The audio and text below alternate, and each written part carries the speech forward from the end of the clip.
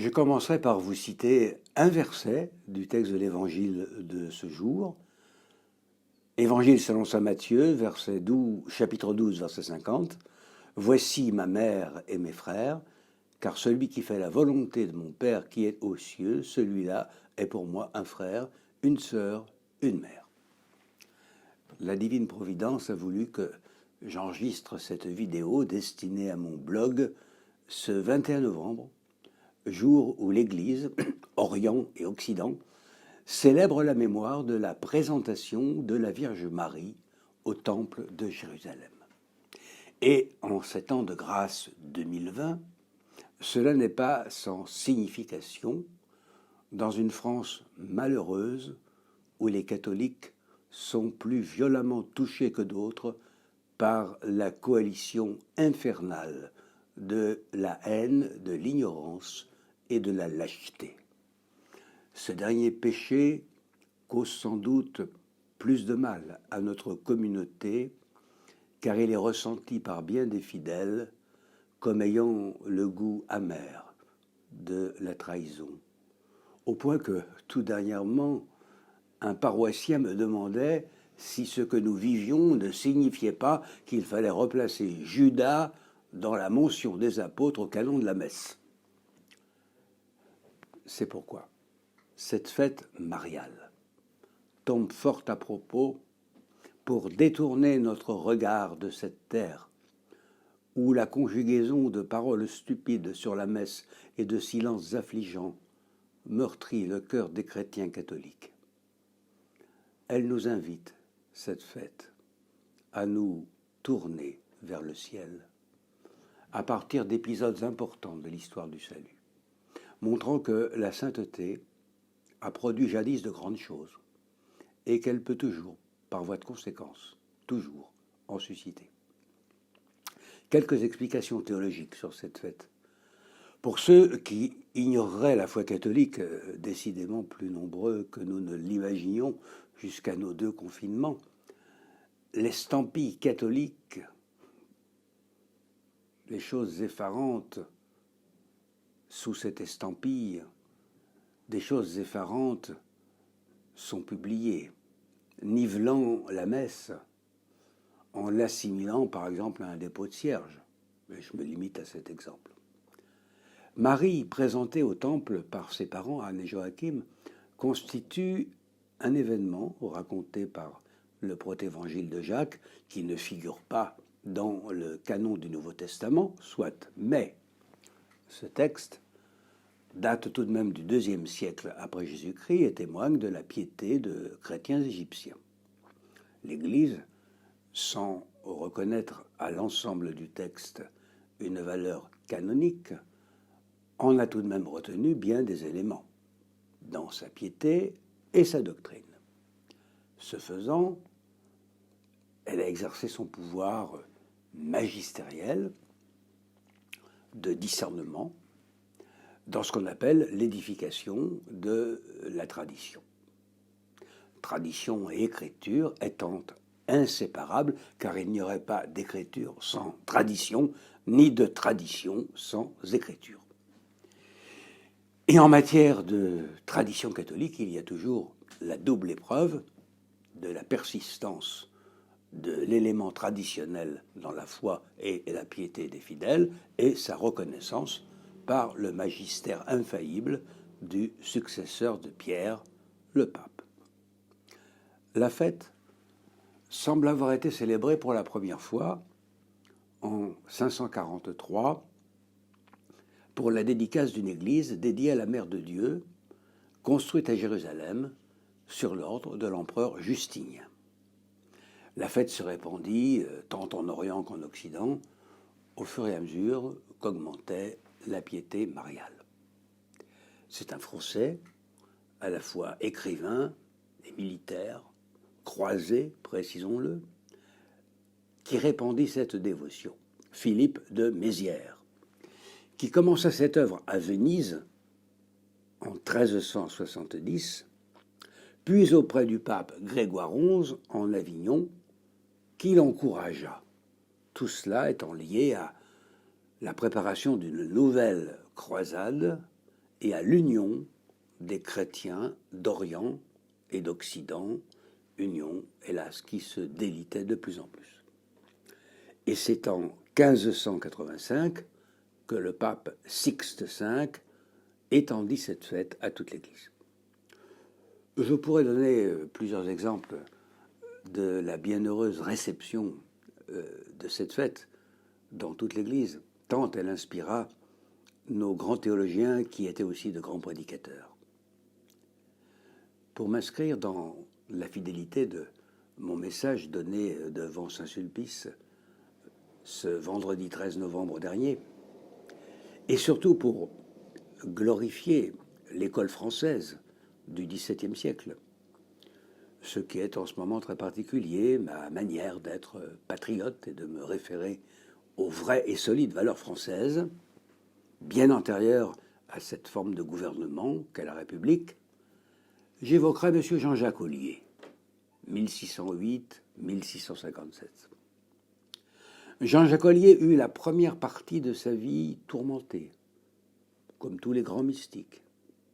Mais je relève, entre autres, qu'il passa par Lorette, où il retrouva la santé et pleinement la vue, et que prêtre, il n'accepta rien d'autre que la cure de Saint-Sulpice en 1642, qui n'était pas grand-chose à l'époque, aux grandes dames de sa famille qui rêvaient en violet pour lui.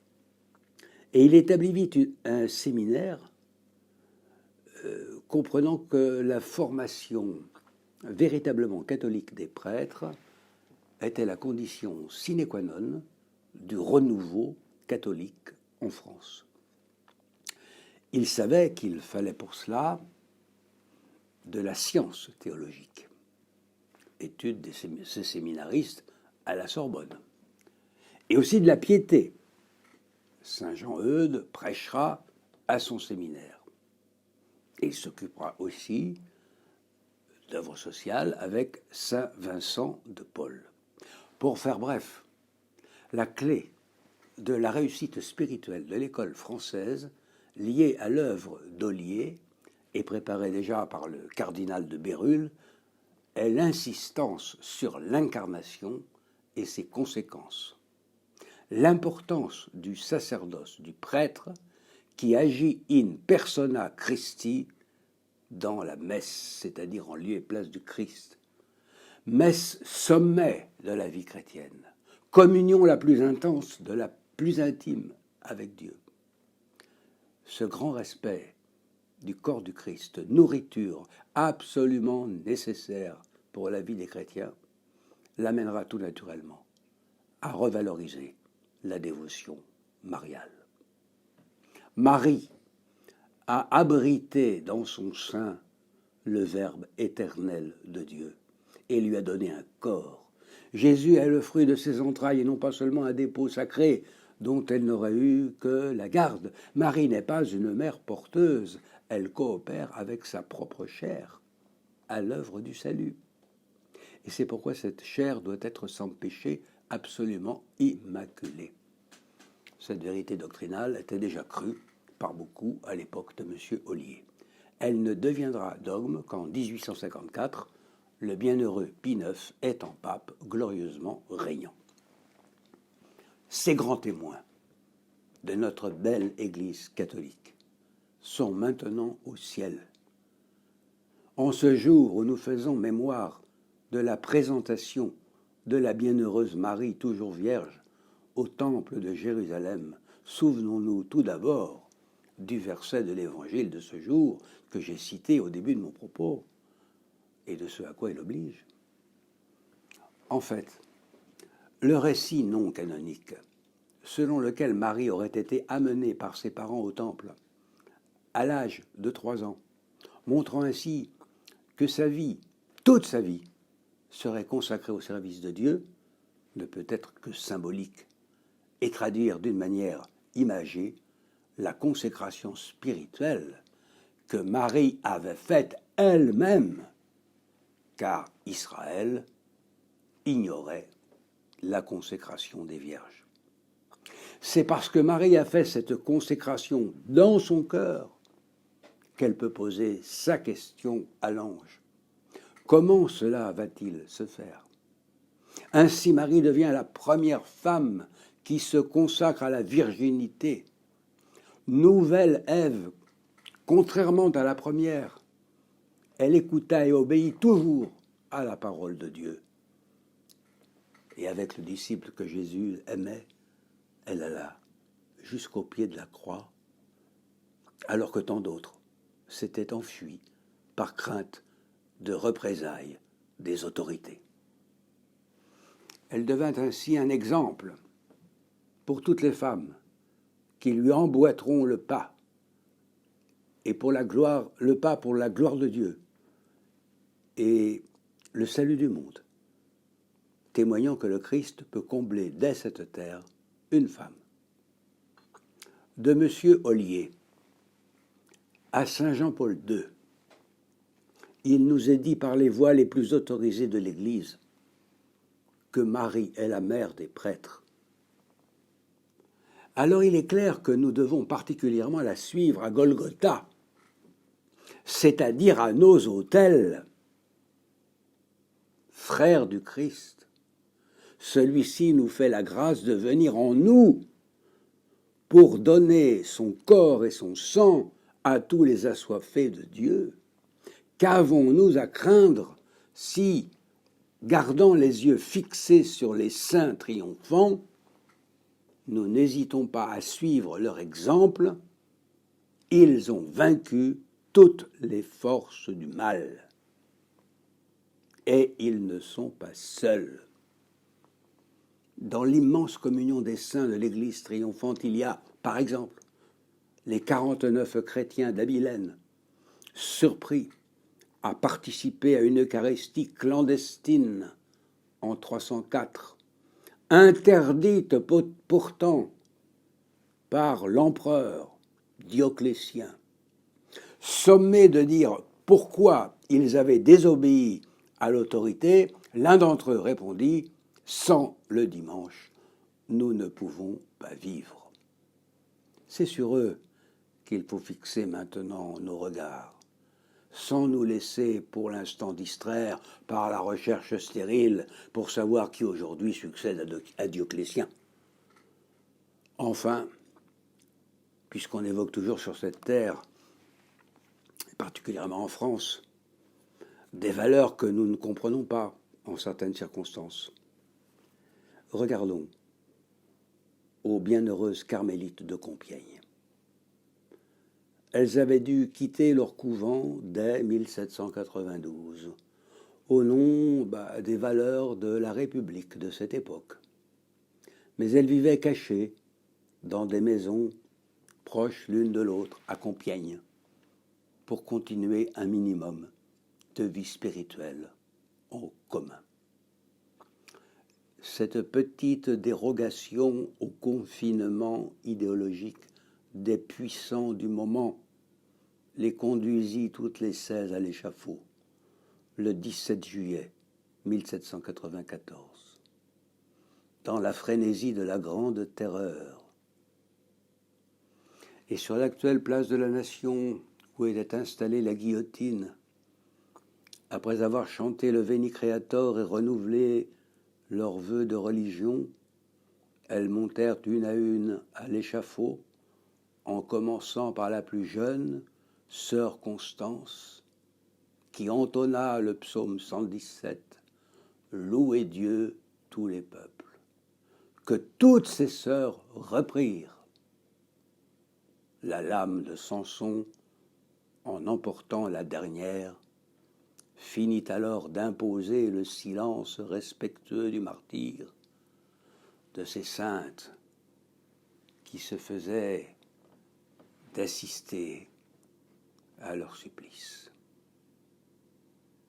Le 28 juillet, place de la Révolution, la tête de Robespierre et de ses amis tombait sous la même lame, sans pour autant arrêter l'anticatholicisme qui déferlait sur la France, du fait d'une minorité agissante qui continuait à utiliser la peur comme arme de gouvernement.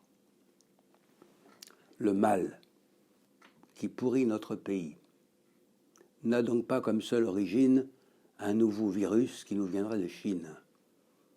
Il nous vient des origines même de l'humanité. C'est pour cette raison qu'on l'appelle péché originel, du moins chez ceux qui enseignent la doctrine catholique et qui y croient.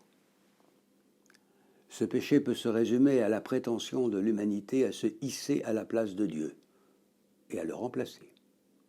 C'est ainsi que l'humanité a développé la culture de mort, les esclaves de cette dernière travaillant avec acharnement à sa perpétuation et à son développement. Tout dans la foi catholique commande de combattre cette culture sans concession ni compromis. Mais la sagesse biblique nous dit qu'il y a un temps pour tout, et ce, dans le magnifique livre de l'Ecclésiaste. Alors, compte tenu du flou de la politique sanitaire, de la multiplication de paroles et d'écrits tout autant scandaleux qu'horribles au sujet de ce qu'est la messe pour l'Église catholique, compte tenu aussi de la confusion de certains propos, côtoyant d'assourdissants silences, il me semble que seul le calme de la prière peut être vraiment constructif et le plus fructueux, du moins pour un prêtre, soumis au devoir d'obéissance, mais ce jusqu'au premier dimanche de l'Avent. D'où mon exhortation à regarder vers le ciel pour trouver le réconfort spirituel et les réponses à la situation qui est nôtre aujourd'hui. D'où mon évocation de certains actes de foi, tant en matière de doctrine que de témoignage, c'est-à-dire les martyrs. Mais, parce que personne n'a le pouvoir sur cette terre d'interdire à un prêtre catholique d'exercer ses fonctions, sauf l'autorité hiérarchique dont il dépend, son évêque et le pape, en le suspendant à divinis, c'est-à-dire en lui interdisant de célébrer les sacrements pour des motifs que l'autorité doit alors produire, Noël et sa préparation devront être célébrés dans notre pays avec toute la solennité qui convient. Quand on a déjà pu voir en face de soi un regard changé à la réception de la Sainte Eucharistie et constater le bien qui s'ensuivait, le saint devoir prime sous toute forme d'autorisation, les prescriptions canoniques étant bien sûr sauf.